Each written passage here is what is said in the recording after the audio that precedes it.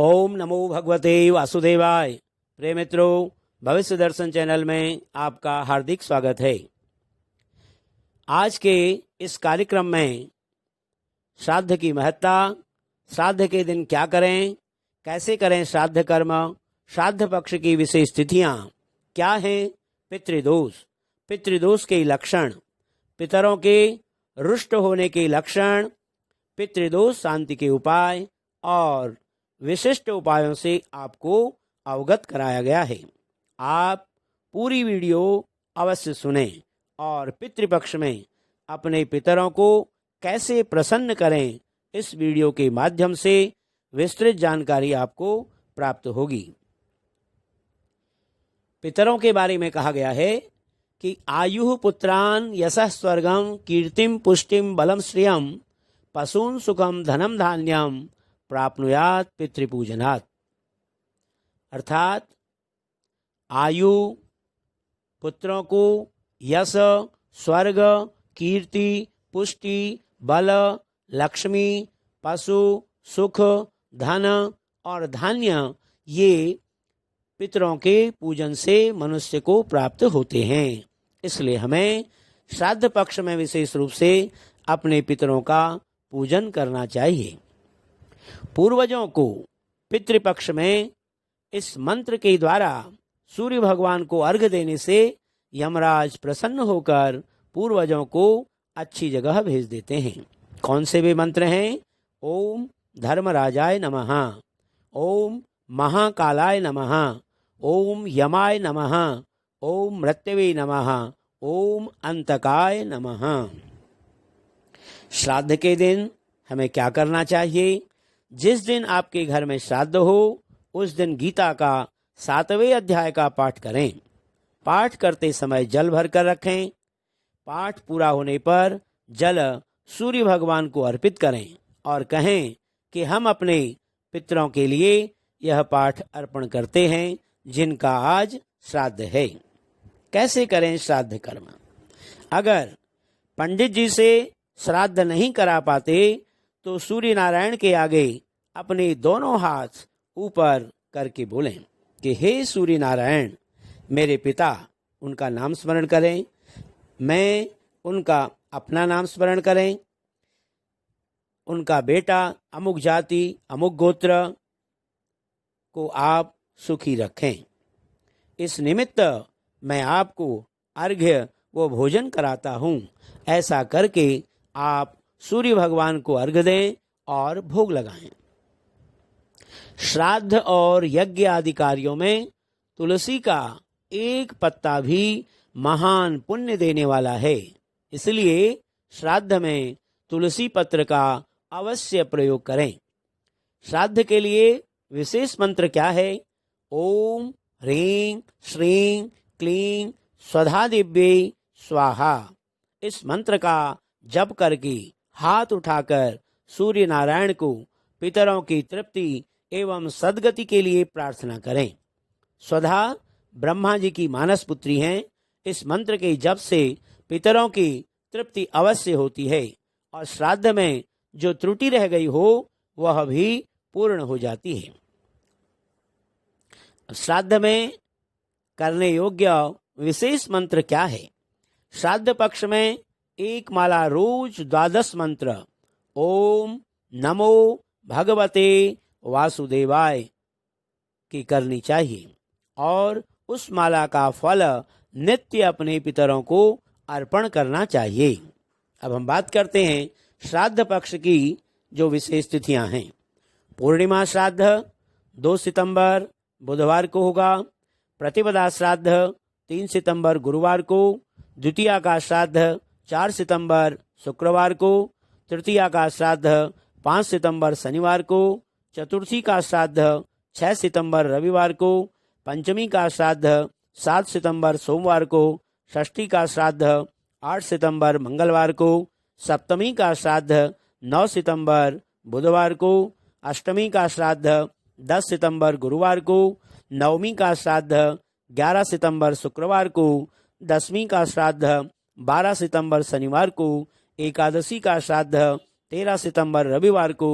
द्वादशी का श्राद्ध 14 सितंबर सोमवार को, त्रयोदशी का श्राद्ध 15 सितंबर मंगलवार को, चतुर्दशी का श्राद्ध 16 सितंबर बुधवार को और सर्वपितृ अमावस का श्राद्ध 17 सितंबर 2020 गुरुवार को होगा। अब हम बात करते हैं पितृदोष के बारे में। क्या है पितृदोष? बहुत जिज्ञासा होती है, पर आखिर ये पितृदोष है क्या? पितृदोष शांति के सरल उपाय क्या हैं? पितृ या पितृगण कौन हैं? आपकी जिज्ञासा को शांत करती हुई यह विस्तृत प्रस्तुति आपके सामने। पितृगण हमारे पूर्वज हैं, जिनका ऋण हमारे ऊपर है, क्योंकि उन्होंने कोई न कोई उपकार हमारे जीवन के लिए किया है। मनुष्य लोक से ऊपर पितृलोक है, पितृलोक से ऊपर सूर्यलोक है और सूर्यलोक से भी ऊपर स्वर्गलोक है। आत्मा जब अपने शरीर को त्याग कर सबसे पहले ऊपर उठती है तो वह पितृलोक में जाती है। वहाँ हमारे पूर्वज मिलते हैं। अगर उस आत्मा के अच्छे पुण्य हैं तो ये हमारे पूर्वज भी उसको प्रणाम कर अपने को धन्य मानते हैं कि अमुक आत्मा ने हमारे कुल में जन्म लेकर हमें धन्य किया है। इसके आगे आत्मा अपने पुण्य के आधार पर सूर्यलोक की तरफ बढ़ती है। वहां से आगे यदि और अधिक पुण्य है तो आत्मा सूर्यलोक से भी आगे स्वर्गलोक की ओर चली जाती है। अब हम बात करते हैं पितृदोष की कि पितृदोष क्या होता है। हमारे ये ही पूर्वज सूक्ष्म व्यापक शरीर से अपने परिवार को जब देखते हैं और महसूस करते हैं कि हमारे परिवार के लोग ना तो हमारे प्रति श्रद्धा रखते हैं और न ही इन्हें कोई प्यार या स्नेह है और ना ही किसी भी अवसर पर ये हमको याद करते हैं और ना ही अपना ऋण चुकाने का प्रयास करते हैं, तो ये आत्माएं दुखी होकर अपने वंशजों को श्राप दे देती हैं, जिसे पितृदोष कहा जाता है। पितृदोष एक अदृश्य बाधा है। ये बाधा पितरों द्वारा रुष्ट हो जाने के कारण होती है। पितरों के रुष्ट होने से बहुत से कारण हो सकते हैं। आपके आचरण से, किसी परिजन द्वारा की गई गलती से, श्राद्ध आदि कर्म न करने से, अंत्येष्टि आदि कर्म में हुई किसी त्रुटि से पितृदोष का लक्षण दिखाई देता है। इसके अलावा भी पितृदोष के लक्षण हैं मानसिक दुख का होना, व्यापार में नुकसान होना, परिश्रम के अनुसार फल न मिल पाना, विवाह या वैवाहिक जीवन में समस्याओं का आना, पितृदोष होने पर अनुकूल ग्रहों की स्थिति से अच्छे फल न मिल पाना, गोचर दशाएं अच्छी होने पर भी अच्छा फल न मिल पाना, कितनी भी पूजा पाठ देवी देवताओं की अर्चना की जाए उसका शुभ फल न मिल पाना, ये पितृदोष के लक्षण हैं। जन्म पत्रिका और पितृदोष जन्म पत्रिका में लग्न, पंचम, अष्टम और द्वादश भाव से पितृदोष का विचार किया जाता है। पितृदोष में ग्रहों में विशेष रूप से सूर्य, चंद्रमा, गुरु, शनि, राहु व केतु की स्थितियों से पितृदोष का विचार किया जाता है। इनमें भी गुरु, शनि और राहु की भूमिका प्रत्येक पितृदोष में महत्वपूर्ण होती है। इनमें सूर्य से पिता या पितामह, चंद्रमा से माता या मातामह, मंगल से भ्राता या भगिनी और शुक्र से पत्नी का विचार किया जाता है। अब क्या है विभिन्न प्रकार के ऋण और पितृदोष? हमारे ऊपर मुख्य रूप से 5 ऋण होते हैं, जिनका कर्म न करने पर हमें निश्चित रूप से श्राप मिलता है। ये ऋण हैं मातृ ऋण, पितृ ऋण, मनुष्य ऋण, देव ऋण और ऋषि ऋण। अब हम बात करते हैं पितरों के रुष्ट होने के लक्षण किस प्रकार हमारे जीवन में दिखाई देते हैं।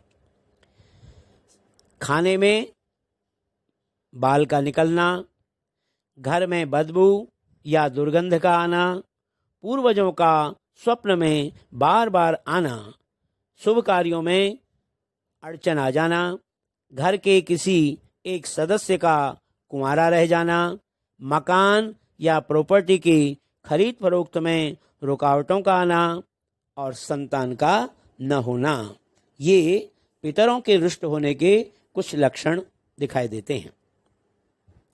अब हम बात करते हैं पितृदोष शांति के उपाय कि किस प्रकार, यदि पितृदोष है तो उस पितृदोष की शांति किस प्रकार की जाए। तो सामान्य उपायों में बताया गया है कि षोडश पिंडदान, सर्प पूजा, ब्राह्मण को गौदान, कन्यादान, कुआं, बावड़ी, तालाब आदि बनवाना, मंदिर प्रांगण में पीपल, बरगद आदि लगवाना, विष्णु जी के मंत्रों का जाप करना, प्रेत श्राप को दूर करने के लिए श्रीमद् भागवत का पाठ करना और पितृसूक्त का पाठ करना, ये पितृदोष शांति के सामान्य उपाय बताए गए हैं। दूसरा उपाय गया है, भगवान भोलेनाथ की तस्वीर या प्रतिमा के सामने बैठकर या घर में ही भगवान भोलेनाथ का ध्यान कर निम्न मंत्र की एक माला नित्य जाप करने से भी समस्त प्रकार के पितृदोष, संकट बाधा आदि शांत होकर शुभत्व की प्राप्ति होती है। मंत्र जाप प्रातः या सायंकाल किसी भी समय कर सकते हैं। मंत्र क्या है?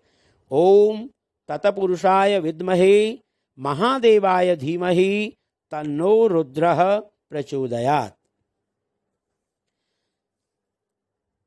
अमावस्या को पितरों के निमित्त पवित्रता पूर्वक बनाया गया भोजन तथा चावल, बूरा, घी एवं एक रोटी गाय को खिलाने से भी पितृदोष शांत होता है।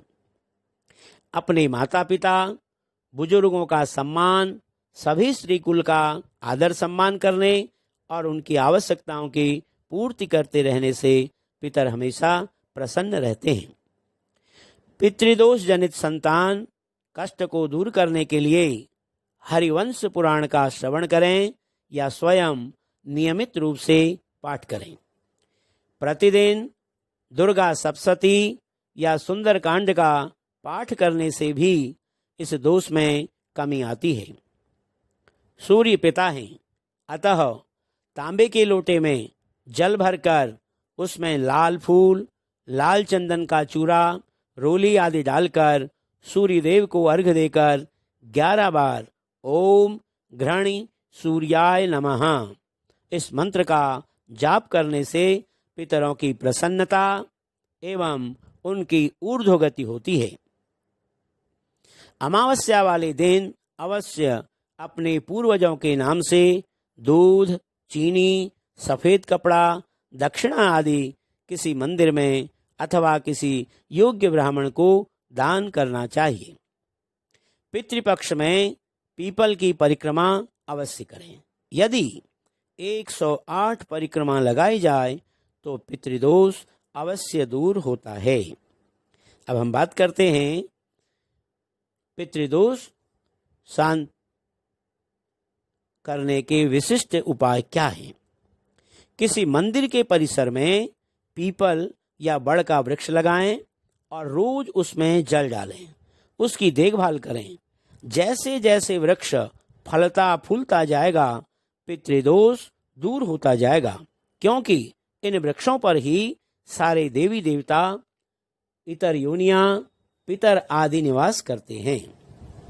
अब हम बात करते हैं पितृदोष दूर करने के लिए अत्यंत सरल उपाय।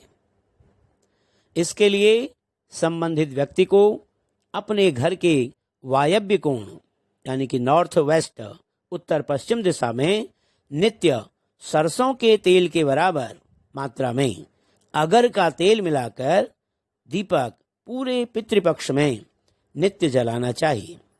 दिया पीतल का यदि हो तो ज़्यादा अच्छा होगा। दीपक कम से कम 10 मिनट अवश्य जलना चाहिए।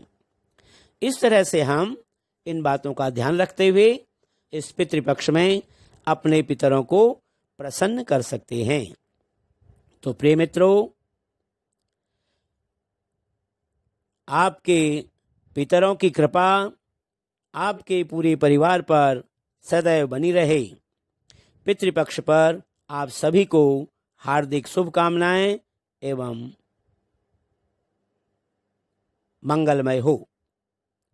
मैं इन्हीं शुभकामनाओं के साथ अपनी वाणी को विराम देता हूं। धन्यवाद।